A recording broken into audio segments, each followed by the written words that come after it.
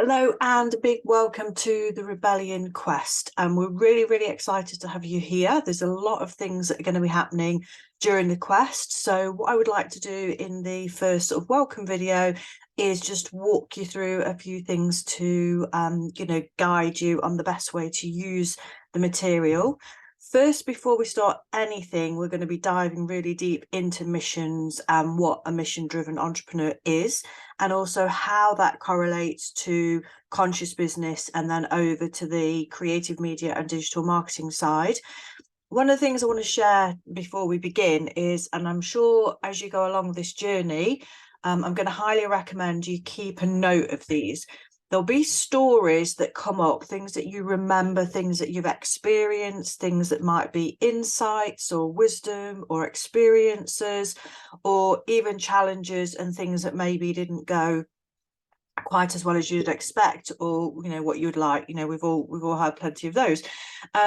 I want to tell you a quick story. So one of the times when I was training quite a long time ago, we was getting ready for a tournament that was happening in Switzerland, and we was busy there every night doing the training and so on and so forth.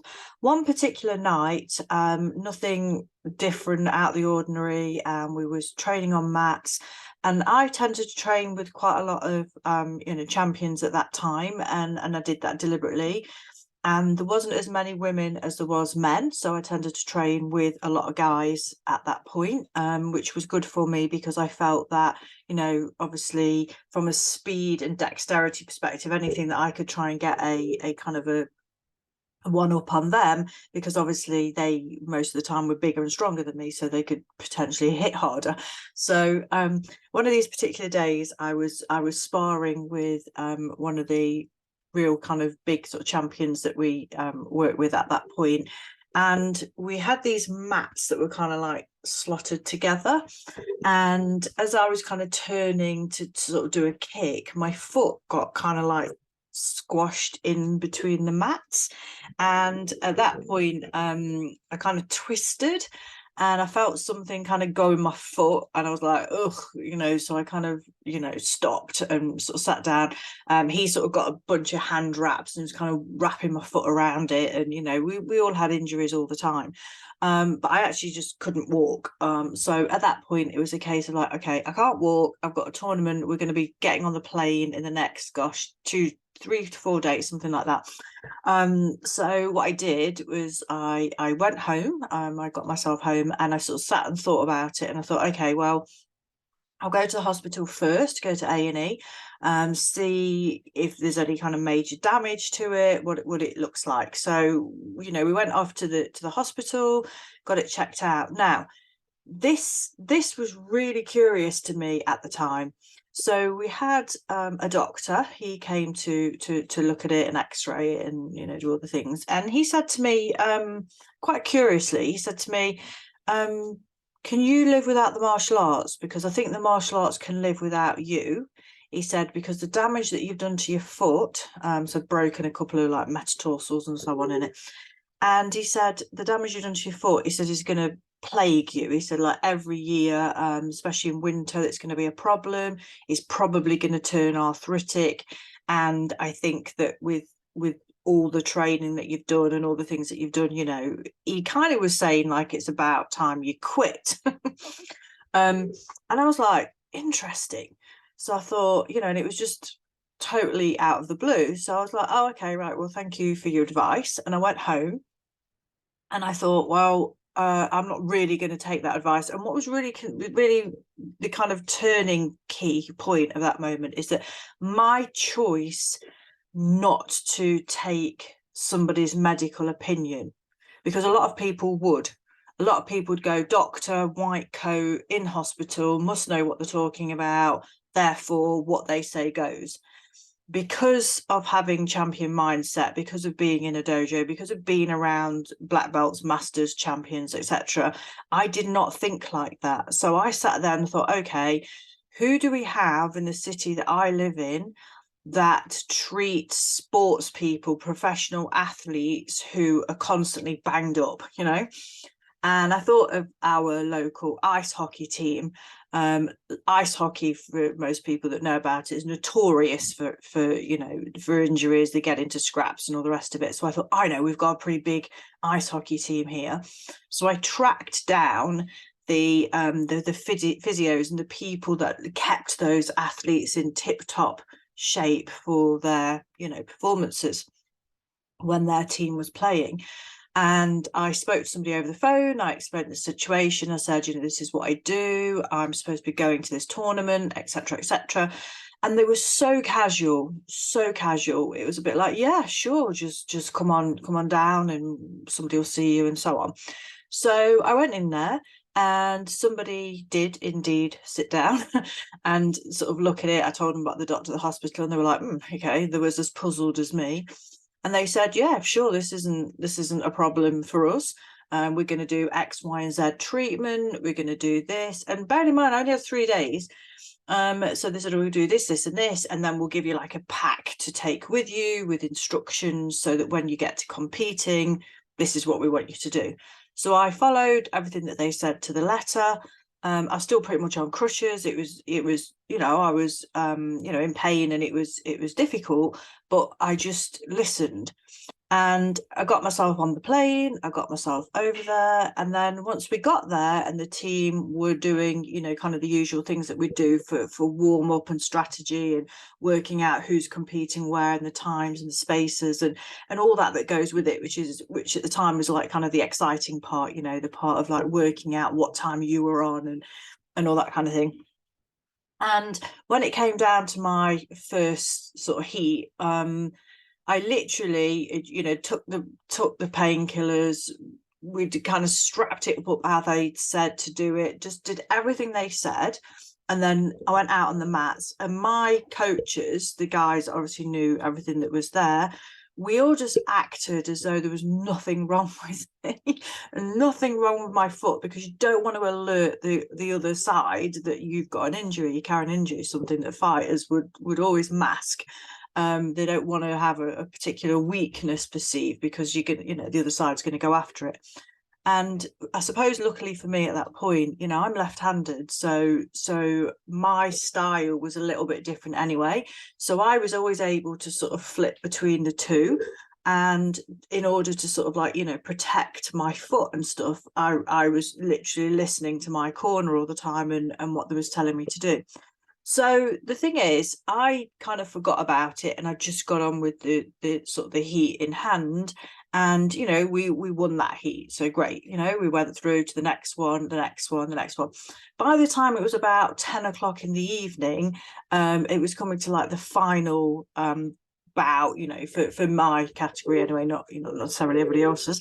And I'd kind of almost forgotten about it. And the thing is, because of the training, because of the mindset, because of the support, because of the strategic side, because of the passion for doing it, you have a completely different trajectory to one that is fear-based, that is like, oh my God, this is going to be the worst thing ever. I've got to quit, do what the doctor says, and so on and so forth. And the highlight, the turning point for me was actually on the flight home from that. On the flight home, I actually, for some bizarre reason, I was wearing 2 watches. Don't know why I was doing that, but I had one to local time and one to UK time.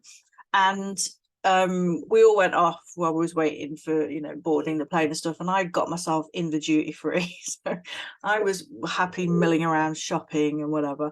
And then for some, God, I have no idea why, but I'd gone to try on some clothing or something like that. And then I just heard this tannoy sort of shout my flight and my name. And I thought, oh shit, I'm following the wrong watch. So I was like, oh my God. So I was trying to get out of this change room, to get out of this thing. And I was hobbling by that point. And I was like hobbling down. And then they said to me at the gate, they went, oh, well, and I was like, look, this is me. And they went, oh, yeah. The plane's waiting for you. And I was like, oh my God, how embarrassing. So they stuck me on one of those cart things and whizzed me through. And obviously it was only a small plane, because it was not an international flight. It was, But anyway, all the way I was really mortified. I thought, oh my God, this is so embarrassing, because normally planes don't wait for people. I mean, they usually just go. But because on that team, on that plane was like a team GB, kickboxing team, like, word had got about, and so the captain obviously could, so they waited, a few minutes or whatever. So I got on board the plane and I was like hobbling up the steps, and I was just thinking, I'll just keep my head down, just go and sit down because I'm so embarrassed. And then I walked on, and as I turned the corner, like everybody in my team, because obviously teams do that, they wind each other up, there's a lot of banter, so they're all like, yeah, like obviously just joking at me that, oh my God, she's late. So I was like, oh God, I'm so sorry. And then on the tannoy, one of the stewardesses, she said to me, oh, well, actually that part of the plane's full now, so you don't have a seat. I was like, oh, okay. She says, but it's okay, because we know your story. You're going to business class. And I was like, okay, this is cool. So I went over into business class and sat there and got my champagne and everything. And at the same time, the pilot was the captain was on the tannoy saying, we want to welcome aboard Team GB. They've been very successful in Switzerland, and we want to welcome back all our champions and this and that and the other. So as they said that, and he was talking, very specifically about individuals and so on, I'd actually won everything that I could have possibly won at that point. So I ended up with this great big trophy. But the key thing for me, as much as that was a really beautiful experience, what it did for me is, as I sat in that seat, sort of having my champagne and other nice bits, was I just thought to myself, isn't it amazing how powerful the mind is? Community, strategy, dedication, all these things, it really sealed to me the power of a dojo, because without it, there is no way I would have been in that position. I wouldn't have chosen to do that on my own. I may or may not have listened to that doctor in the hospital prior to all the experiences that I'd have. I probably wouldn't have got on the plane and thought I could get around it, let alone win.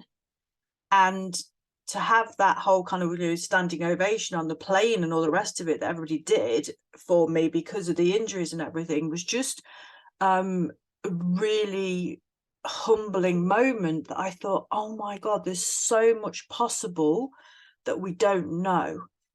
And that is one of the reasons that really made me feel like, gosh, I need to sort of share this with more people, because the thing is, the things that can happen inside a dojo are phenomenal. And often you go in with one idea, but that idea, could be expanded, could be embellished, could be developed, for sure. But sometimes you end up with so much more than what you went in the first place. It is kind of mind-blowing. So for me, after that, it just really helped me. So the reason why I want to share that story with you at the beginning of the Rebellion quest is I want to say to you, have an open mind. We're going to be going through a quest here, and most quests are very transformational. So I'd like you to have an open mind and an open heart and open ears, if it was that, and also really think about, just being conscious of infinite potentiality and possibilities, and things of, even if you've come in with a really solid idea, and of course we're going to develop that and help you accelerate it and elevating all the so on, but just be mindful of what we don't know. There is always something that can come around the corner and we just didn't know. But if we're open and we're aware and we're conscious, we can take advantage of those opportunities that come our way, and we can actually do something really exciting with it. So I'm just going to leave you with that one for now, and I'm going to be back in a second with just really having a deep dive into missions. I'll speak to you in a second. Take care.